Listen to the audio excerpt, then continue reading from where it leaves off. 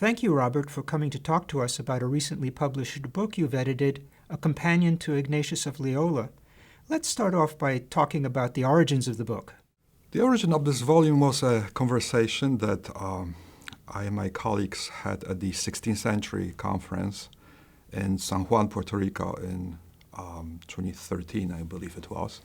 And we had a round table discussing the figure of Ignatius of Loyola. And one of my colleagues, David Myers of Fordham, pointed out that it would be very important for us to investigate the historical Ignatius. And this is how I structured the volume. So I invited scholars, junior and senior scholars, to discuss different aspects of Ignatius's life. But the leitmotif of the entire volume was to try to take off different layers that history, rhetoric, and the arts put on the face of Ignatius, so that we are able a little bit more, so that we can see a little bit more of the historical Ignatius. So this is why the introduction that I wrote to this volume, it's called "The Quest for the Historical Ignatius." It recalls, without pretension, the quest for the historical Jesus that took place in 18, especially during the 19th century.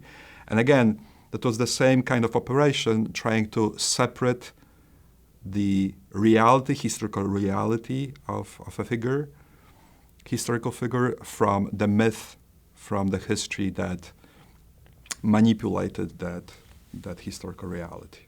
What would you say is the readership of the book?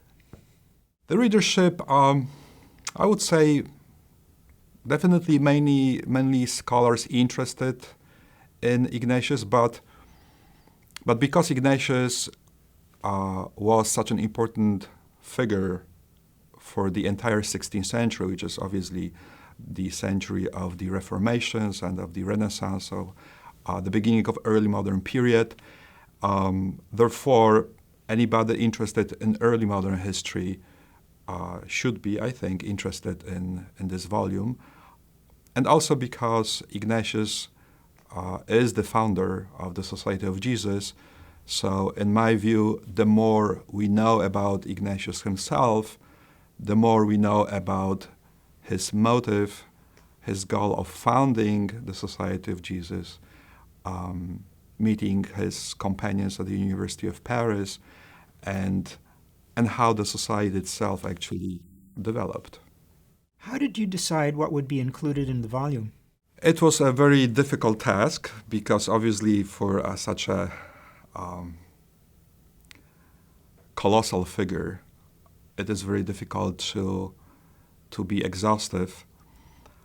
But again, because this book appears in Brill series, which is known as Companions, so the goal of a companion is to guide the readers in recent scholarship on different aspects of a historical figure or of a movement. So in this case, I tried to identify areas of historical research which have been neglected or on which there is no sufficient scholarship. And then obviously there's always a compromise between your invitations to contribute to the volume and then real possibilities that they are. But I would say that, again, obviously it's impossible to cover all aspects of Ignatius's life, but I do think that the chapters of the volume do offer recent scholarship on most important aspects of Ignatius's life, and not only of his life, but also they are chapters on his writings, on his spirituality, and also on the impact Ignatius as a historical figure and Ignatian and Jesuit spirituality had in history. Are there any aspects of Ignatius's life described in the book that might be new to readers? One of the less known aspects of Ignatius's life is the consideration that, well, for the majority of his life, Ignatius was a lay person. Consider that when he founded the Society of Jesus in 1540, he was almost 50, because he was born around 1491, and he died in 1556, so he was the Superior General of the Jesuits for 15 years. And obviously most of the scholarship concentrated on the figure of Ignatius as the Superior General of the Jesuits. But we have, a significant period of his life when he was a layperson, and many chapters of this collection investigate the aspect of Ignatius's life as a lay person. For example, again, the famous spiritual exercises that he wrote them as a lay person. So this is the experience of a lay person, and then his first experience of giving the spiritual exercises, sharing the spiritual exercises with other people, was with laymen. And that happened mostly in Alcalá de Henares, where he enrolled in studying at the University of Alcalá, and which was a center of Catholic reform at the time, but also two important movements were present in Alcalá, namely Alumbrados and Erasmians, and many of Ignatius's acquaintances and friends and future collaborators came exactly from that movement. So it's fascinating to explore to what extent the spirituality of the Alumbrados influenced Ignatius and his spiritual exercises. And again, very few people know that Ignatius got into trouble with the Inquisition in Alcalá, and still less few people know that the reason why Ignatius was incarcerated was because he was accused of being a Judaizer, meaning practicing Judaism. And that was the question that the inquisitor who arrived to Alcalá to investigate asked him. And again, so it's one of the aspects that are very important to understand Ignatius's connections with the converso world in Iberia. Remember that he was a page at the court of Spain's chief treasurer, Velázquez, who was of converso origins. And again, he was sent to that court to be trained as a page, which contradicts another myth of Ignatius, which is the myth of Ignatius as a soldier, because Ignatius never was a soldier. Bearing arms in early modern times did not necessarily mean that somebody was a soldier. It was true that he was wounded at the Battle of Pamplona in 1521, when he served as a soldier to the Duke of Nájera, but it was a very short period of time. And again, bearing arms was part of being a Spanish so-called hidalgo. And what he learned as a page at the court of Velázquez was not just how to bear arms, but also how to sing, how to dance, and how to behave properly to meet the etiquette of the court. The companion could be viewed as contributing to a larger effort to develop a Jesuit studies program at Boston College. What are some of the projects that are happening? Last year, there was a new institute created, the Institute for Advanced Jesuit Studies, whose goal is to enhance Jesuit studies so that the Jesuit tradition of the university is more visible, more present, but at the same time better understood. Among different initiatives, I cover different publications, among them the Journal of Jesuit Studies, which now has become available in open access, published by Brill. Then there is Brill's book series, of Jesuit studies, which produces monographs. Then, more importantly, we just moved from St. Louis the Institute of Jesuit Studies, which is a publishing house whose main purpose is to publish Jesuit primary sources in English translation. So we will continue this tradition, and we have already several publications in view. Among them, one of the first publications will be the early Jesuit Pedagogy reader, so that for the first time we can offer a substantial number of Jesuit documents from the early years, showing how the Jesuit engagement with education developed. Because, as we know, education, even though it doesn't seem today, looking at Boston College and Georgetown and many other high education institutions in the United States and around the world, the education was not the first aim of the Society of Jesus. That came later, in a few years after the foundation, but still then became very important. So Institute of Jesuit Sources, and then recently also in collaboration with Boston College libraries, we are developing a database of bibliographical information on publications on Jesuits. The name of this project is the New Sommervogel. And again, we are about to sign a contract with Brill so that Brill will give us a platform, and we will gather the data.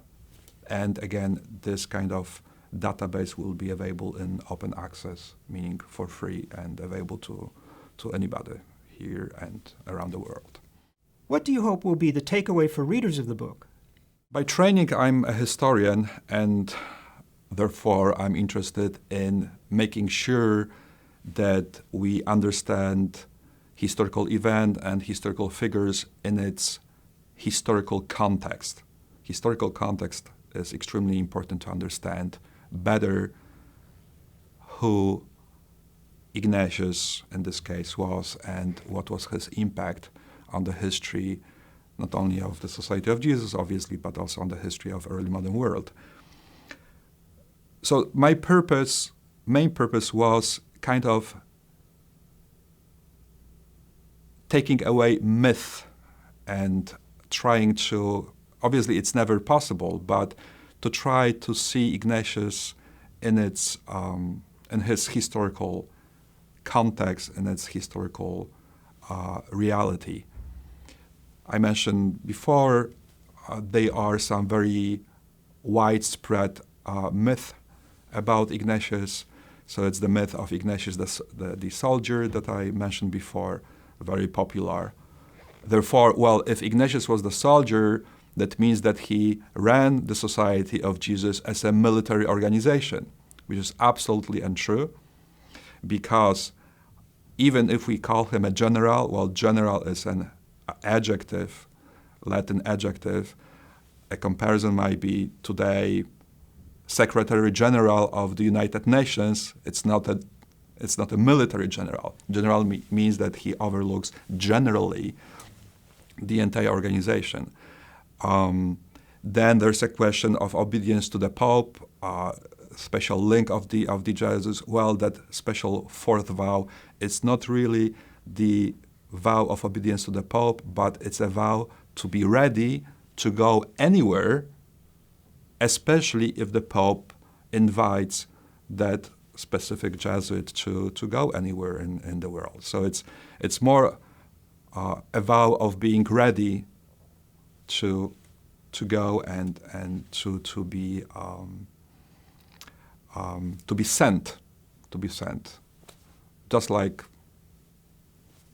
in early church, the apostles were sent, and this is why there's a very strong spiritual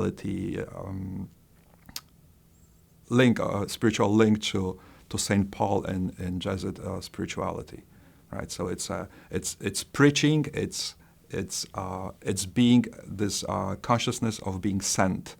It's very strong, especially in the writings of the main interpreter of Ignatian spirituality and Ignatius's companion Hieronimo Nadal, who defined the Jesuits as a group of people for whom the world was the house. All right, so not a monastery. So that was a very strong break with the medieval tradition.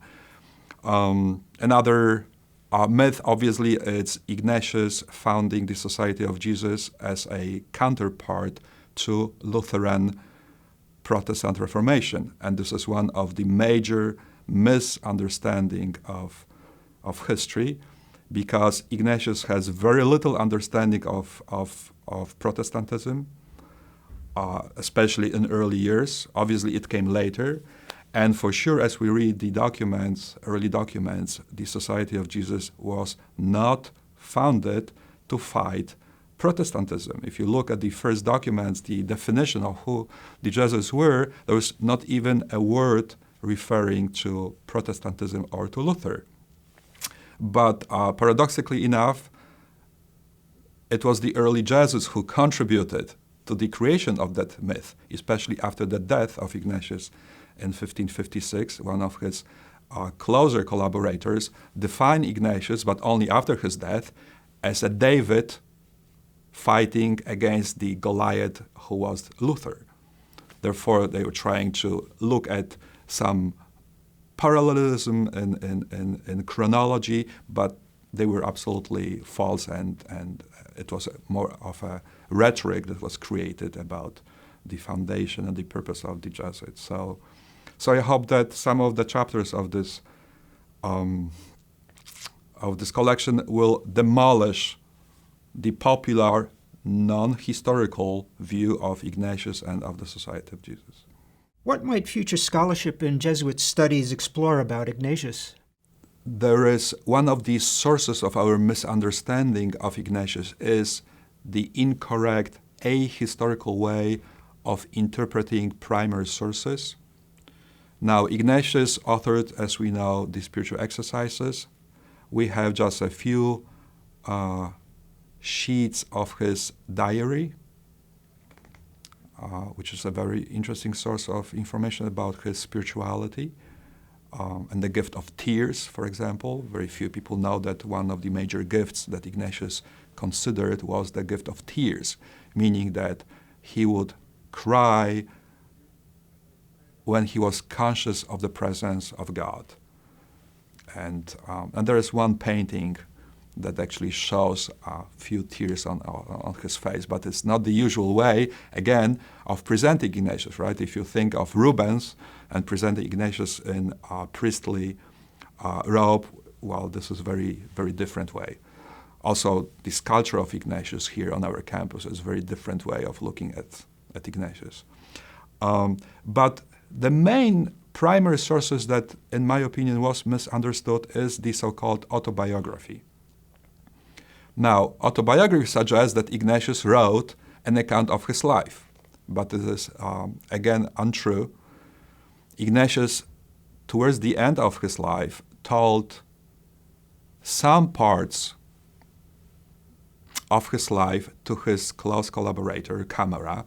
Now, Camera, after many years, based on his notes a little bit, dictated that account to different secretaries. And what we have today, it's a text that obviously, presents many difficulties from the point of view of historical criticism and the transmission of text. But unfortunately, many scholars consider that text as it were Ignatius's autobiography. So they cite it saying, well, Ignatius said, or Ignatius wrote, or Ignatius did this and this as it is in his autobiography. But again, this text is not an autobiography. So I would see in the future working on, again, because I'm directing the Institute of Jesuit Sources here, so it would be good to publish a good translation, annotated translation, which would show these important primary sources, again, in their historical context, so that people have a true understanding, better understanding, I should say, of who Ignatius really was.